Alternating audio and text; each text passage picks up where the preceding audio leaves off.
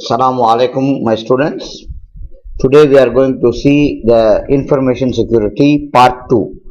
Last class we have seen about number 1, about what is authentication, what are the three elements that are needed to say that the system is secure, which is confidentiality, integrity and availability. Also we have seen about how we can ensure authentication. There are three commonly used methods. Number 1, what they know, passwords, what they have, smart cards, what they are, using biometrics. So this is what we have seen in the last class. So today we are going to discuss further on the same topic. Today we are going to discuss on the three items that I am going to explain you. Number 1, multi-factor authentication.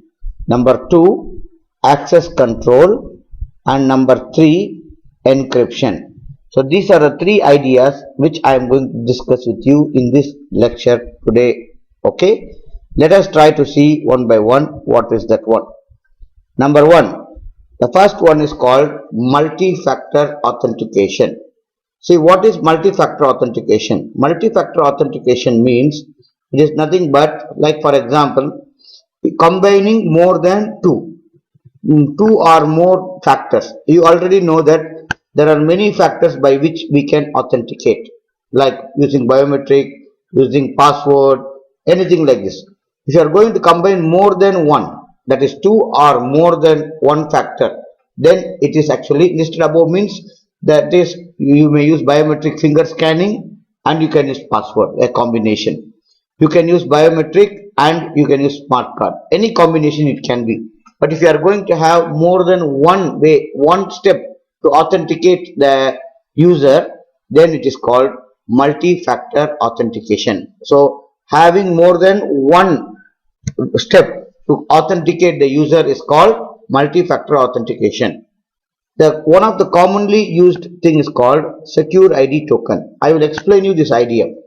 If you are going to have some online banking in some banks, they give you a small device, and you know what that device will do? It generates new numbers every 60 seconds. Every 60 seconds the new number is generated. Random number means randomly the new number is generated. So whenever you are going to get access to use the particular system, you enter your username and password, then it will ask you, please press the button in the device, you will get a number. That number which you see in the device will be automatically sent to the system. So you have to enter that number in the text box which is provided in the user interface. When you enter that number, there is authentication between the number which you entered and the number which is generated by the device, RSA secure ID device. So if there is a match, then the system will give you access to access the account or transfer the account money, anything like this. So this is actually called multi-factor authentication. I will also give you one way, one example is what? See, the only way to authenticate is by knowing the code and having RSA device. So if you don't have the code, you cannot get in. And the RSA device linked with your account, not any RSA device. See, not any RSA device. When you press this, when you switch on the RSA device, the number is actually changing every 60 seconds. So this number change is also reflected into the system which you do not see, like a username. But this is only valid for 60 seconds. After 60 seconds, it automatically changes to another number. So even if you leave the device, somebody knows your number, see your number, but after 1 minute they cannot use that number because the device will generate another number after 1 minute, and that 1 minute after the number you press, the number which is generated was automatically stored in the information system as a authentication password, temporary password. Now when you enter that number, it authenticates. Addition to your username and password, there is one more step which is taken as an extra precaution to protect the information security in the information system. So this is called what? This is actually called multi-factor authentication. I would like to give you one more example also. You see that whenever you are going to make one time payment, you are going to pay payment for online, like Omantel. You can try. If you go to Onek website, there is something called quick pay. They will ask you, okay, enter your card number, enter your account number. So they will show how much is the money that you have to pay. After you get all these things, what they will do? They will actually put, they will say enter the OTP. That OTP will come automatically to your mobile phone number,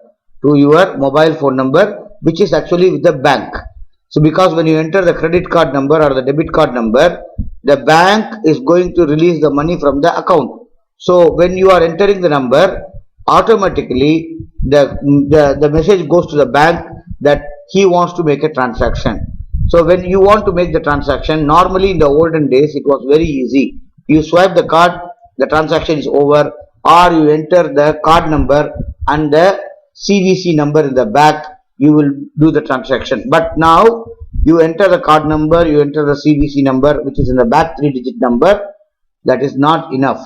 Additionally, they will send one password which is called one-time password. The one-time password, OTP, it is only valid for 2 minutes or maximum 3 minutes. So that password comes to your mobile phone which is registered in the bank for this particular account. Okay, so now what happens? When the password comes, you enter that number also, then only the process can finish and you can do your transaction. Now what is the advantage of this one? Imagine somebody has actually lost the card. Somebody found the card. They try to do some transaction in the card. They cannot do the transaction. Why? Because if they want to do any transaction, they know the card number, they know the CVC number, but they don't get the password which is with the mobile phone of the person who has been registered with this account. If the phone is not with them, then it is not possible. So this is why it's a double step authentication process to ensure the security of the data. Now let's go to the next one. The next thing is called access control. Let me give the meaning of the word access. Access means giving you permission. Like for example, I give you access to my computer. It's a common phrase used in English language. What do you mean by access? I give you permission to use my computer. Giving access means giving permission to use computer. That's called access. So access means giving you permission. Okay, for example, sometimes you go to your friend's house. When you go to your friend's house, you sit in the majlis. So you have only access to majlis, but you do not have access to the other places in the house like a bedroom or kitchen. Other places you don't have access. You have access only to the main place where all the people sit, which is called majlis. So that's the same idea with the information system. A lot of information is available in the information system. Not everyone have access to all the information in the information system. You can only see the information which is related to you, which is used by you in the organization for your job. So for example, if you are working in a human resource department, you may want to know the information about the salary details, the deductions that has to be made, the annual leave, all this type of things you will be knowing. But you will not bother about the student grades, what is their mark. This is not the concern of the human resource department. Whereas a teacher does not know all the details about the salary of all the faculty members and the people working in the university. They only know about the students. They know their salary, but they cannot know the other people's salary because this information is not required for them. So what is access control? Access control is a mechanism by which the information is not easily shared equally among everybody. You will not know everything. Some information will be known to you, some information will not be known to you. So some information which will be known to you is only known because this is needed for your job. Your job requirement needs you to know this information. So it is basically depending upon the role in the organization. You know what is the role? The nature of the job that you do. Depending upon the nature of the job that you do, the data access will be different for some of them. Like for example, also you have to note, not only seeing the data, also the permission to do the things with the data or the information. Some people can read only you can see the information, but you cannot write any information into the data, into the system, or you cannot write any new thing into the information. I will give you an example. I am having two roles in the university. Okay, number one, I am a teacher, and number two, I am an advisee. So my role as an advisee is different, and my role as a teacher is different. As an advisee, when the students come to me, what I will do? I will tell them what is the GPA, what is the CGPA, what is the CMGPA, how many courses they have to complete. I can tell only this type of information, but I cannot make any change to the information which I see. That means I can only read the data. If for example, if the student is telling, teacher, my model is low, my mark is low, can you help me? I cannot change, because I can only, I have the rights only to do what? Read only. Is that clear? But when I am an instructor, I am actually writing the information in the information system, because when I am teaching, I am giving you exam. I know your mark. When I know your mark, I enter your mark in the system. So I can do it only when the semester is on. After the semester is over, I don't have permission to write anything into the system. I can also only read. You understand? So reading means I can only see the information. Writing means I can put some information which is there. Also, there are some people who are in higher level of jobs, because the role of the job is different. So what they do? They can delete, they can add a new information if they want. These type of things also they can do. So what is access control? Access control determines which are the users who can read, modify, add or delete information. Okay, so you have to understand, don't think that somebody is special in the organization, somebody is low in the organization. Depending upon the role of the job and the nature of the job, different people have different rights to access the data. Okay, because everybody has a job. Everybody is doing a job in any organization, but the role of the job in the organization is different. But everybody is doing the job. That's a real fact about the whole thing in any organization. Even a cleaner is doing a job. Even a person who is a teacher is also doing his job. But the role of the job is different. So the cleaner does not need to know the information about what is the mark of the student. So maybe he doesn't know the data about all these things. Okay. But whereas the teacher knows only the information that is needed for him. What is that? His students and his marks. That's it. I cannot check what is happening in other sections. I cannot check other teachers' grades. That's not my view of data. It's not my concern. So the data is actually accessible only according to your nature and the role of the job, and moreover according to the nature. If your job needs, if the nature of the job needs you to write some new information, then you can write. I think this is about access control. I think it is clear. Now when I show this with the help of a picture, it will become more clear for you. See, look at this one. This is called access control list. There are 5 users in this table. Can you see now? Smith, Riley, Kengan, M. Roberts, M. Anderson. There are 4 operations that is possible in any information system. People can read. Read means they can only look. People can write. That means people can write means what? They can add some information. People can add. Add new information means they can, not writing means there is information in which you can write. Adding means adding a new information. Deleting an information. So there are 4 operations. In this one, if you look at J. Smith, Rayleigh, Kennegan, M. Roberts, M. Anderson, all the 5 have got rights to read. Whereas if you look at Kennegan, Roberts and Anderson, they have rights to write the information in the system. To add a new information, only Kennegan has got the rights, and to delete also Kennegan has got the rights. That means Kennegan has all the 4. Number 1, he can read, he can write, he can add, and he can delete. Whereas these two people can only have rights to read only. Whereas these two people have two things, they can read and they can also write. Now let's go here. Look at this one.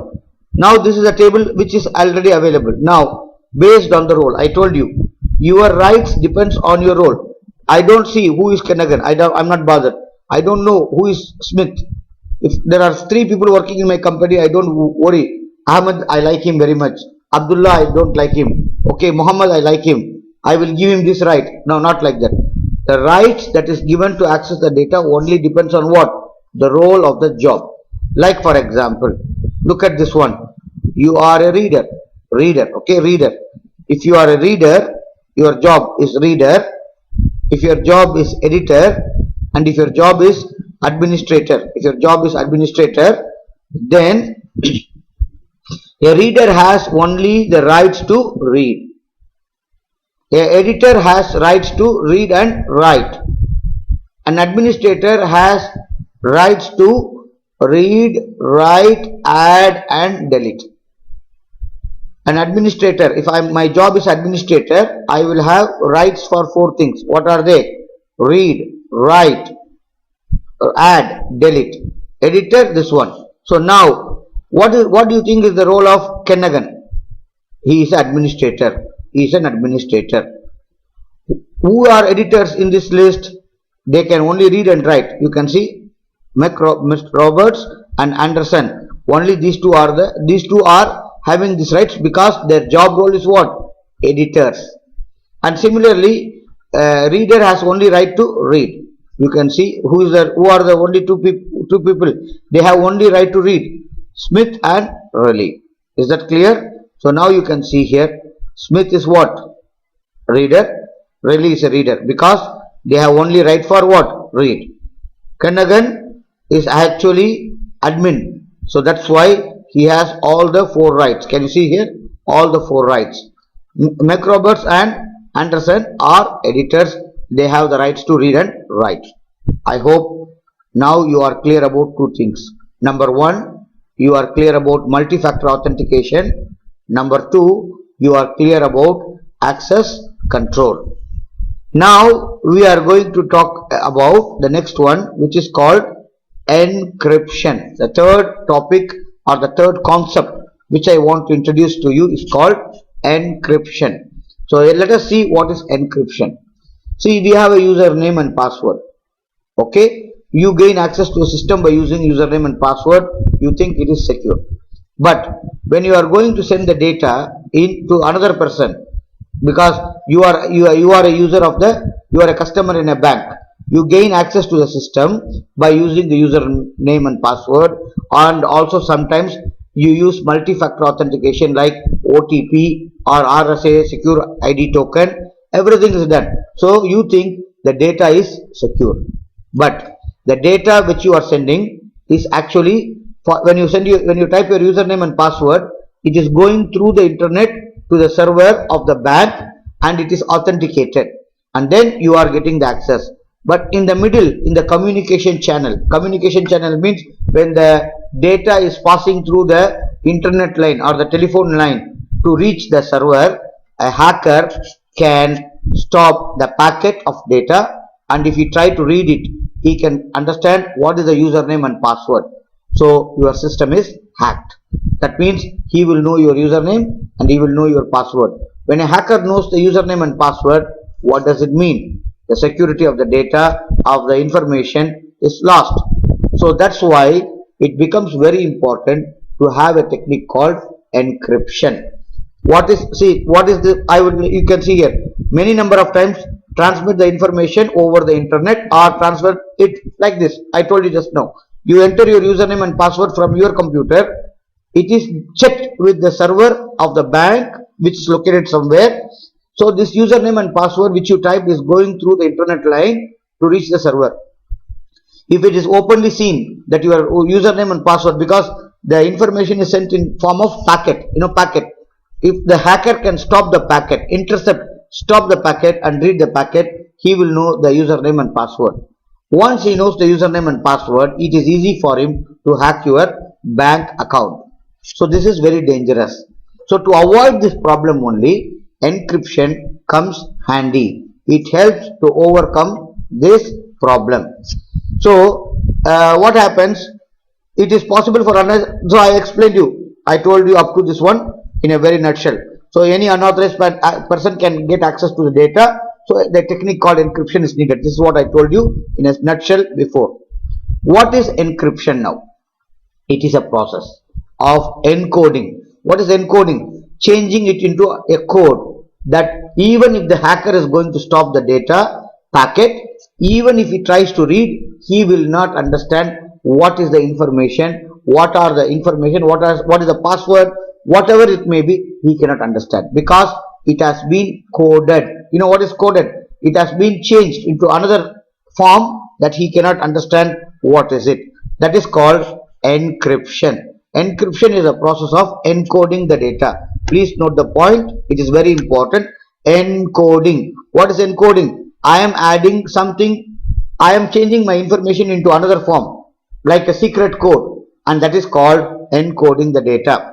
Okay, so when the data is going on the internet line or when it is stored in my computer, it is not easy for somebody to open my file and read it. Even if they want to open the file, if they try to break the encryption, they cannot understand what is that one because there is a key by which I coded and it is locked.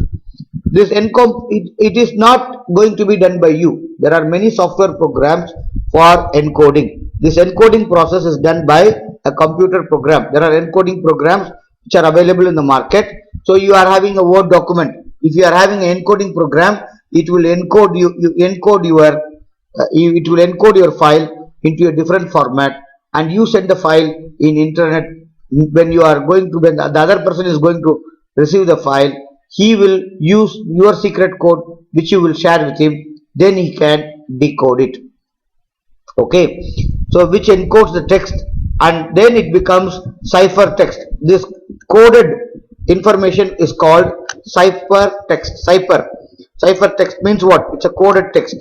The text is normally in one form, but we are using cipher text. Cipher text means the information has been coded into a different form. Don't worry, when you see the next slide, you will understand very clearly.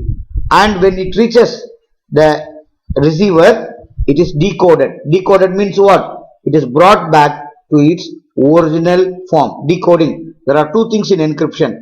One is encoding, the other one is decoding. What is encoding? Encoding means you are trying to convert your information into a different format and lock it.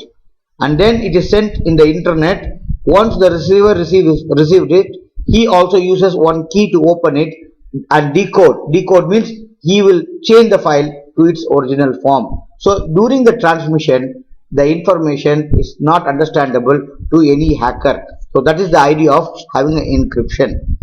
Okay, so they have something called a method of encoding. They have a method of encoding which is going to be discussed shortly with you.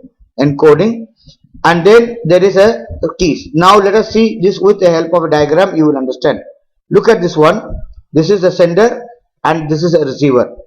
So the sender is going to send this file. It is a plain text file, like a Word file or something like a text file. Okay, notepad file.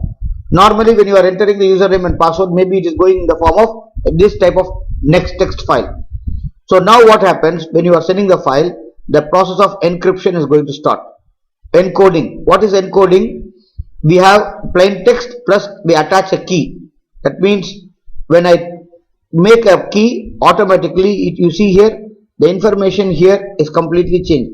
4 years. Here it becomes different. Lauren Ipusham. So this is how the message will be sent in the communication channel. That means for F we are using some other letter L. For O we are using another letter like this. We have something like for every letter we put another letter, so that anybody who looks at it cannot understand, because every company has its own encoding and encryption technique. they will use their own technique, and it is not easy for everybody to guess, okay, this can be A, this can be B. No, they cannot guess, because every company has its own encryption rules and encoding techniques, so it is not easy to guess. So you see that when the sender is sending the data, he is sending the data and before that it gets encrypted, and encryption means the file becomes, the information comes to this format. It is called cipher text format, and it is not easy for anybody to understand what is the information that is being sent, because it has been encoded. So once it is received by the recipient, it has to be decoded. You know what is decoded? Again, there is a key, plain text, plus a private key. The key is given a code like a password, so they will apply when the file is received. They cannot also open, they have to apply the key, and when they apply the key, it will ask for a key. Give me the key for opening this, decoding this file. So this will be shared maybe by telephone or by another way to this receiver. So the receiver will use that one, and then he can read the message. So the message is actually changed to another form during transmission to secure the data, and that is actually called encryption. It has two steps. One is encoding, the other one is decoding. Let's look at this example. What do you see here? If I see a word, if I see a number 11, it means what? It is alphabet A. If I see, this is my own encoding example. It is not necessary that everybody is going to use the same numbers. You can use any number. Maybe you can start with 25. A is 25. That's your own encoding pattern, which you can, any organization can adapt. That's why it is very, very difficult to find out. It's very difficult to find out what is the information that is being sent. Now you can see here, A is 11, B is 12, C is 13. So I have some coding technique which I adapted, encoding technique I adapted. Now you can see here, look at this number, 118. Where is 18? Where is 18? 18. Can you see 18 here? H. Okay. Let's put it here. 18. H. Then I have what? 25. Where is 25? Okay. Where is 25? O. Can you see here? H. O. Can you see now? Now you can type here, for example, H. O. Like for example, H. O. Like H. O.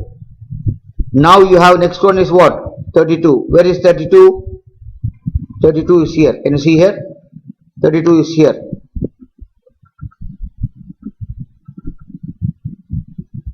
There is a mistake. See here. 32, 32, 32. It should be what? It should not be having two same codes. There is something wrong here. Okay. 32 only. Okay. The coding is, this encoding has a problem because there cannot be two with the same. 31, 32, 33, 34, 35, 36. Okay. It is 33. It is 33. Actually, this is not 32. It is 33. This should be here. Okay. 33. The number is here 33. The number here is what? 33. 33 means what? This is not 32. This is what? 33 also. Can you see here? 33. Can you see it? It is 33. Is that clear? Because we have to see the sequence. How? H-O-W. Can you see here? H-O-W. So this letter means what? How.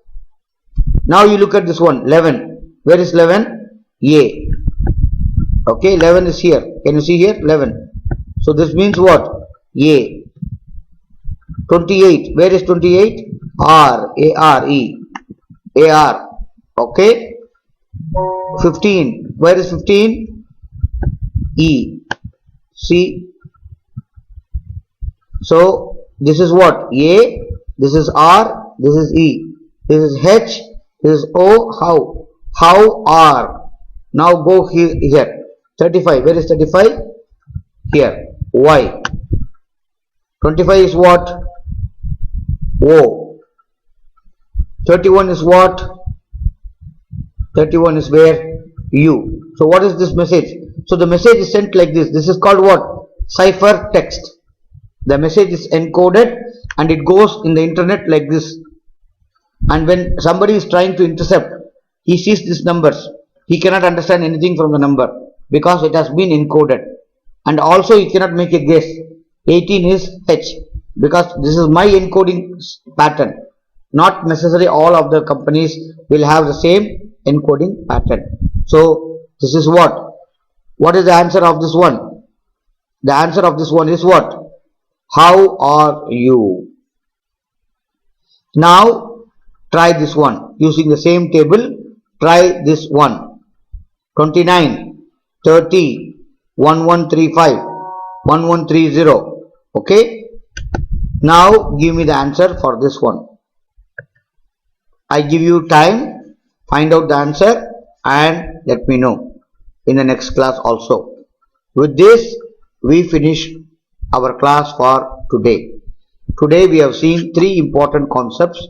Number one, multi-factor authentication. Number two, we have seen about the access control. What is access control? How the access control is decided? What are the various types of assignments and how they are changed? And then we have seen about encryption techniques. This completes the class for today. Have a nice day and inshallah stay safe and get yourself ready for the quiz next week, and it will cover chapter 3 and chapter 4 up to the part 1. This part no need to study. Part 1 which I finished in the last class. See you then. Assalamu alaikum warahmatullahi wabarakatuh.